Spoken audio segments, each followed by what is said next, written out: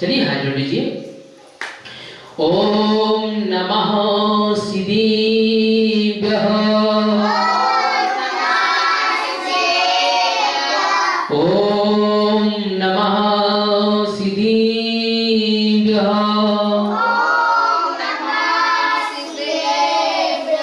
ओम नमः सिद्धिभ्यः।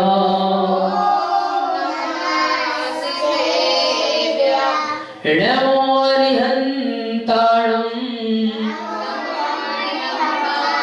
नमो सिद्धाणं नमो ऐरियाणं नमो वज्रायणं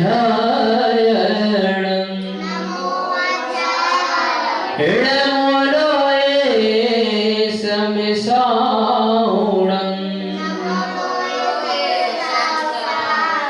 मंगलम भगवान वीरो मंगलम गौतमो मणि मंगलम कुंद कुंदयो धर्मोस्तु मंगलम सर्वमंगल मंगल्यां सर्वकल्याणकारिकं प्रधानं सर्वधर्माणां जैनं जयतो शासनं जैनं जयतो शासनं जैनं जयतो शासनं।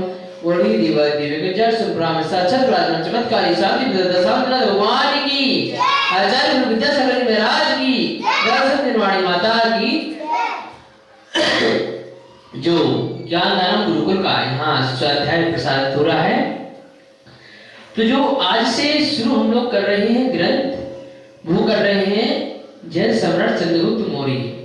देखिए इसको जूम कीजिए थोड़ा सा।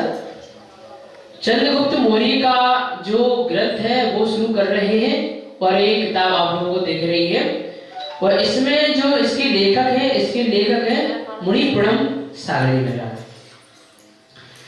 इसको जो ग्रंथ है इसमें बताया गया है कि वास्तव में चंद्रगुप्त मौर्य जी ने किस प्रकार से जैन धर्म को माना और किस प्रकार से अपना कल्याण किया। तो इसमें जो क्या क्या चीजें आएंगी वो आपको एक छोटे रूप में हम बता देते हैं। एक संगठित साम्राज्य का सूत्रपात, वास्तव में किस प्रकार से संगठन करके एक सूत्र में सबको बांधा जाता है, ये चंद्रगुप्त मौर्य ने सिखाया था, उसका पाठ पढ़ाया था, वह इसके इस किताब में है। और दूसरा जो पाठ है वह आत्म विजेताओं की स्मृतियां, मतलब वास्तव में अपने आप को जीतना, दूसरों को जीतना आसान बात होती है लेकिन अपने आप को जीतना बहुत कठिन होता है। अपने आप को जीतने का मतलब है हमारी 5 इंद्रियां हैं। कितनी इंद्रियां हैं? 5। पांचों इंद्रियों को बस में करने के बाद, पांचों इंद्रियों की बस में होने के बाद मतलब क्या है कि हमें अपने आप में लीन होकर के मोक्ष मार्ग के रास्ते पर जाना है ना। नैसर्गिक क्रांति, क्रांति आदि के बारे में दिया हुआ है इसमें। चाणक्य अंबुदय, मतलब चाणक्य का क्या रोल है, क्या क्या चीजें हुई हैं वो इस किताब में दी हुई है।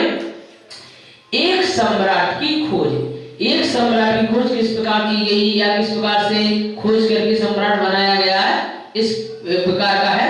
और यौवन की मांग, मतलब जवानी, यौवन मतलब होता है जवानी, इसकी मांग क्यों है, किस लिए है और किस कार्य के लिए सर्वोपरि है, क्योंकि भोग विलासों का एक अलग है वो चीज है और इसमें किस प्रकार से है वो इसमें समझाया गया है। और अगला है मुक्ति की राह पर। मुक्ति की राह का मतलब है कि मोक्ष की राह पर किस प्रकार से चंद्रगुप्त मौर्य जी मोक्ष की राह पर बढ़े, किस प्रकार से उन्होंने पालन किया और मोक्ष की राह की ओर बढ़े। और फिर इसका हृदय परिवर्तन, हृदय परिवर्तन का यहाँ पर अर्थ है मन परिवर्तन। क्या है? मन परिवर्तन मतलब अपना आत्मचिंतन करना, या फिर मतलब अगर हिंसक प्रवृत्ति के हम हैं तो अहिंसक के रूप में आना, है ना। अगर हमारे अंदर क्रोध आ रहा है तो क्रोध की जगह बिना क्रोध वाला बन जाना, ये कैसे बन सकते हैं, ये है परिवर्तन, है ना। अगला है शिष्य सम्राट। शिष्य को हम किस प्रकार से सम्राट बना सकते हैं, क्या क्या चीजें अपनानी होती हैं और किस प्रकार से हम करा सकते हैं। महाप्रयाण, मतलब महाप्रयाण का मतलब है कि अपने राज्य की रक्षा करते हुए और दूसरों के राज्य पर अत्याचार ना करके वहां की व्यवस्था को ठीक करना। अत्याचार का मतलब क्या होता है, देखो मैं बताता हूँ। जो पहले के राजा महाराजा हुआ करते थे उनमें क्या था, एक दूसरे का राज छीनने का था कि हम यहाँ का राज छीन लेंगे, हम यहाँ का राज छीन लेंगे। वो आज परिवारों में भी देखा जा सकता है कि छोटा भाई या बड़ा भाई लड़ जाते हैं आपस में। बड़ा भाई कहता है मुझे ज्यादा हिस्सा चाहिए, छोटा भाई कहता है मुझे ज्यादा हिस्सा चाहिए, या मुझे ये जमीन जायदाद चाहिए, वो कहता है मुझे ये जमीन जायदाद चाहिए।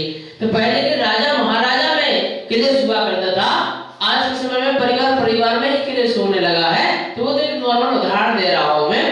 वो राजा महाराजा जो पहले के हुआ करते थे, चलो उनकी आयु जितनी भी रहती हो, राजा बनने के समय की 20 वर्ष 22 वर्ष 25 वर्ष कुछ भी हो सकते हैं, है ना। तो एक नॉर्मल बात, जब वो 20-22 वर्ष में एक डिसीजन ले सकते थे, राजा बन सकते हैं, तो उसके आधार पर हम भी मतलब ये कहने का प्रयास कर रहे हैं कि वास्तव में राजा महाराजा जो हुआ करते थे उन्हें क्या किस उद्देश्य के साथ जीना चाहिए था। उनको जो जीना चाहिए था, अगर उनके पास जो खुद का राज्य है उसके राज्य की सुरक्षा करते हुए आसपास के जितने भी राज्य हैं उन राज्यों में उन राजाओं से बना करके प्रेम संबंध बना करके, मतलब दोस्ती के संबंध बना करके राज करना चाहिए था, ना कि एक दूसरे के राज छीनना चाहिए था।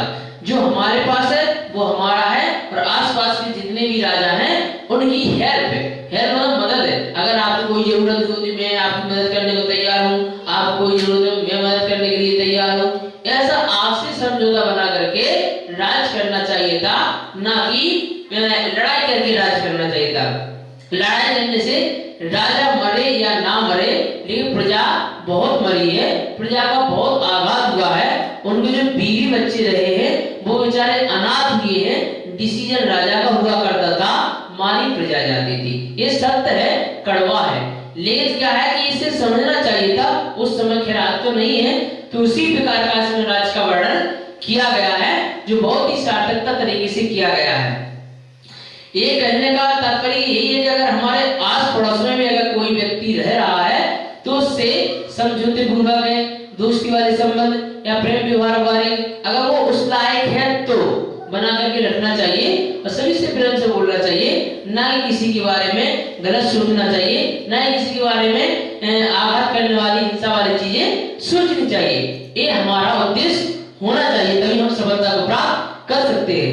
एक संगठित साम्राज्य का सूत्रपात, इसका हम पहला वो पढ़ते हैं पैराग्राफ। महाराज महापद्मनंदन के शासन में अराजकता नाम की कोई बात नहीं है। सभी लोग निश्चिंतता से अपने कार्यों में लगे हैं।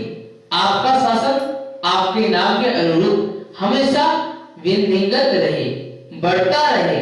नंद शासक नंदनंद मतलब मंत्रण मैं मानता हूं कि आप बहुत बुद्धिमान हैं और आपके रहते ही इस राज्य में संकट समय पर दूर होते रहे हैं। एक राजा को आप जैसे चतुर और विश्वस्त मंत्री की हमेशा जरूरत रहती है। जो राजा पहले हुआ करते थे वो एक अपना मंत्री रखा करते थे और मंत्री ही अधिकतर सलाह उन्हें दिया करता था। जैसे आज पीए रखा करते हैं, उसको हम पीए बोल सकते हैं। जैसे प्रधानमंत्री हुए, मुख्यमंत्री हुए, एक अपना पीए रखते हैं या अपना सचिव रखते हैं सलाह के लिए भी प्लस डिसीजन लेने के लिए। उसका एक महत्व होता था। मंत्री सारे जगह भ्रमण कर सकता है, राजा हर जगह नहीं जा सकता है। उसकी एक मर्यादाएं होती है, कहाँ जाना है, कब जाना है, विशेष अवसर पर ही जाना है। लेकिन मंत्री की कोई वो नहीं हुआ करती थी, वो जहां चाहे जा सकता है। वहां का सर्वे करके लाता था मंत्रीगण सर्वे करके लाते थे या तो किसी से करवा लेते थे। तो सर्वे करके जो लाते थे तो प्रजा किस प्रकार से दुखी है या प्रजा क्या चाहती है या गांव में क्या आमदनी है, गांव में क्या आमदनी नहीं है, गांव में क्या अत्याचार हो रहे हैं, जो आप आसपास का एरिया है अत्याचार हो रहे हैं, क्या हो रहे हैं, वो सारी जानकारी मंत्री जी रखते थे और वह मंत्री जी अपने राजा को बताया करते थे। इसी प्रकार से क्या है राज्य शासन आदि चला करते थे। अब इसमें समझाया जाएगा वास्तव में राज्य शासन अगर होना है तो अहिंसात्मक तरीके से किस प्रकार से राज्य शासन हम लोग कर सकते हैं, इसके आगे हम लोग कल पढ़ेंगे। अपनी वाणी करके वाणी को प्राप्त देता हूँ। चलिए जिनवाणी स्थिति करते हैं। जावाणी की गाते सूझे नु करो, सो वाणी मस्तक रमो सदा देते हो दो। हे जिनवाणी भारते तो ही जपो दिन में, जो तेरी शरण आ गए सो पावे सुचैन। देव भयो अरिहंत को गुरु सेवा निज ग्रहण, दया है पालो सदा यही मोक्ष का